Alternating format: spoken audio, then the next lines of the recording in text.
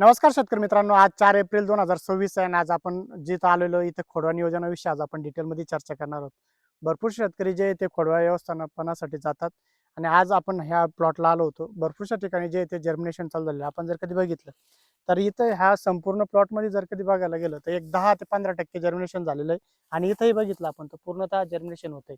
तर आपण इथून पुढं सुरुवातीपासून कसं नियोजन केलं पाहिजे याबद्दल आज थोडक्यात चर्चा करणार आहोत.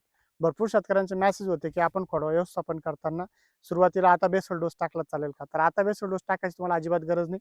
कारण की टेम्परेचर खूप जास्त असल्या कारणाने तुम्हाला आता फक्त भर द्यायची आहे. मातीची भर देऊन घ्या आणि असा जो पाला असेल तुम्ही वरही टाकला तर चालतो. भरपूर शेतकऱ्यांचा प्रश्न होता, जर कधी आपण पाला वरती टाकला आणि त्याच्यावरती माती टाकला तर पाला कुजू शकतो आणि मग आपल्याला प्रॉब्लेम येऊ शकतो. तर असं काहीच होत नाही. तुम्ही पाला वरती घेऊ शकता कारण की आता भरपूरशा ठिकाणी जे आपल्याला पॉवर टिलर याच्यामध्ये मारायचं आहे, तर हे त्या पात्यामध्ये अडकताना तिथं प्रॉब्लेम होतो. तर हे पूर्णतः तुम्ही बेडवर टाकून घ्यायचं आहे. नंतरला तुम्हाला भर लावून घ्यायची.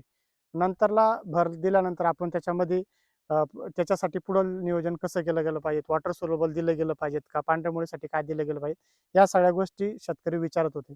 तर सर्वप्रथम जर का तुम्ही भर लावून घेतली तर तुम्ही कुठल्याही चांगल्या कंपनीचं ह्युमिक ॲसिड असेल किंवा मायक्रोरायझा असेल हे देऊ शकता. भरपूरशा ठिकाणी काय होतं, शेतकरी बुरशीनाशक सुरुवातीपासून चालू करतात. तर सध्या तरी बुरशीनाशकचा तुम्हाला काही गरज नाही. तुम्ही ज्यावेळेस रोहिणी नक्षत्र चालू होतं 25 मे नंतर बुरशीनाशक देऊ शकता. आता फक्त पांढऱ्या मुळ्याच्या रूट झोनसाठी तुम्हाला देणं गरजेचं आहे. भरपूरशा ठिकाणी आता जर कधी बघायला गेलं तर 4 एप्रिलपासूनच भरपूरशा ठिकाणी जर्मिनेशन व्हायला लागलं. मागच्या वर्षी जर कधी बघायला गेलं तर हेच जे होतं 20 एप्रिल नंतर चालू झालेलं होतं किंवा 15 एप्रिल नंतर चालू झालं होतं. पण मध्यंतरी ढगाळ वातावरण, पाणी जास्त पडल्यामुळे हे जर्मिनेशन चालू झालेले आहे आणि टेम्परेचर जास्त असल्यामुळे काही-काही ठिकाणी जे ते कोंब असे पिवळे पडत आहे. आपण जर कधी बघितलं तर त्यासाठी जर कधी जास्तीचं जर्मिनेशन व्हायला असेल तर एखादा वरतून स्प्रे काढणं गरजेचं आहे. ड्रिपमधनं ह्युमिक ॲसिड द्या. त्यानंतर अॅमिनो ॲसिडही तुम्ही देऊ शकता. वॉटर सोल्युबल शक्यतो टाळा, पण द्यायचं असेल तर 1-1, 2-2 किलो वॉटर सोल्युबल द्या. जास्तीचं देऊ नका कारण टेम्परेचर जास्त असतं. पाणी देताना सकाळी किंवा संध्याकाळी पाणी द्यायचं नियोजन करा. दुपारी वगैरे पाणी देऊ नका. आणि इथून पुढे आपण जे मागच्याही व्हिडिओमध्ये सांगितलं होतं, आपण ही जी ड्रिप लाईन टाकलेली, ही ड्रिप लाईन तुम्हाला कंटिन्युअसली चेक करायची. भरपूरशा ठिकाणी एखाद्या ठिकाणी अशी आडी पडलेली असते, तरी तिथून पुढे जे पाणी जात नाही. त्यामुळे तुम्हाला ड्रिप लाईन चेक करणं गरजेचे आहे.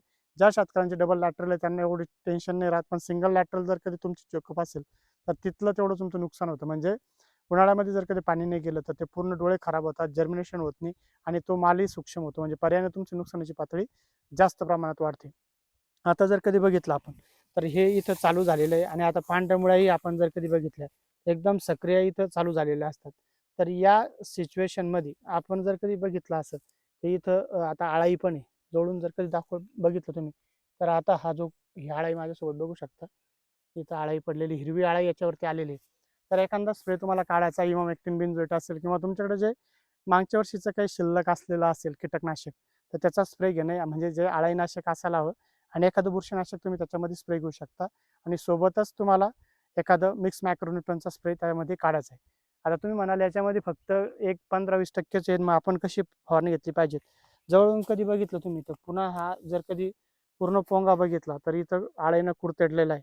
म्हणजे तुमचे हे जे पोंगे वरती येतात तर हे पूर्ण आळी याला हिरवी आळी चाटून जाते. म्हणजे इथं तुमचं नुकसान वाढणार आहे. त्यामुळे तुम्हाला स्प्रे काढणं गरजेचं आहे. स्प्रे का तुम्ही तुमच्याकडे जे शिल्लक असेल ते घ्या किंवा इमामेक्टिन बेंझोएट घ्या. कमी पैशाचा घ्या, त्याच्यासोबत मिक्स मॅक्रोन्यूटन घ्या.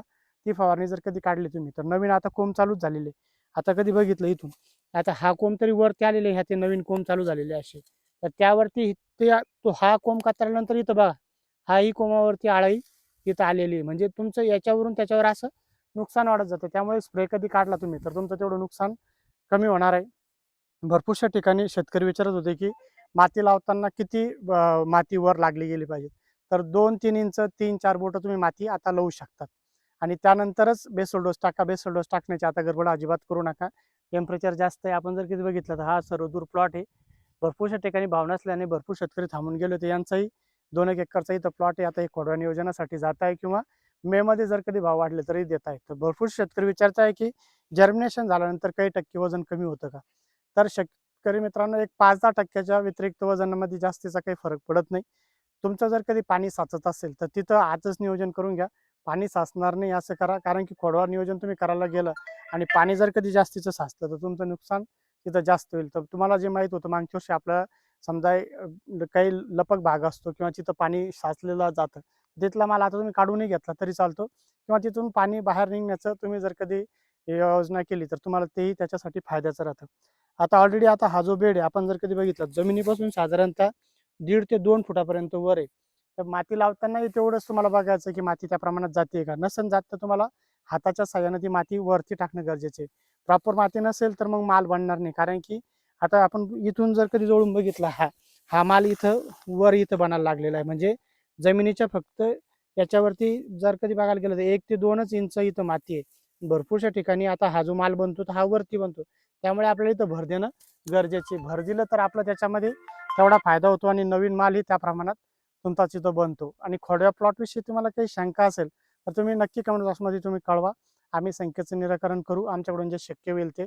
आणि ज्या शेतकऱ्यांचा प्लॉट कमी प्रमाणात उगतोय तिथं आपल्याला काय द्यायचं आहे त्याच्याबद्दलही आपण नवीन शेड्यूल नक्कीच आता एक उद्या परवा शेड्यूल आपल्या पेजला टाकणारच आहोत. किंवा ज्या शेतकऱ्यांना शेड्यूल हवं आहे त्यांनी जर कधी तुमचा नंबर कमेंट बॉक्समध्ये कळवला तर आपण त्यांनाही व्हॉट्सअपमध्ये ते शेड्यूल सुरुवातीपासून काय द्यायचं नंतरला काय द्यायचं टप्प्याटप्प्याने शेड्यूल देणार. सगळंच एकदा शेड्यूल देणार नाही, फक्त एक एक एक एक सांगत राहणार आहे. तसंही तुम्हाला काही अडचण असेल तर आपण तर सांगितलेलंच आहे. सुरुवातीला तुम्ही व्हिमिक ॲसिड असेल, रेडिफार्म असेल किंवा आणखी कुठल्या कंपनीचं तुम्हाला व्हिमिसॉल असेल हे तुम्हाला देऊन पांढरीमुळे सक्रिय करणं इथं गरजेचं आहे.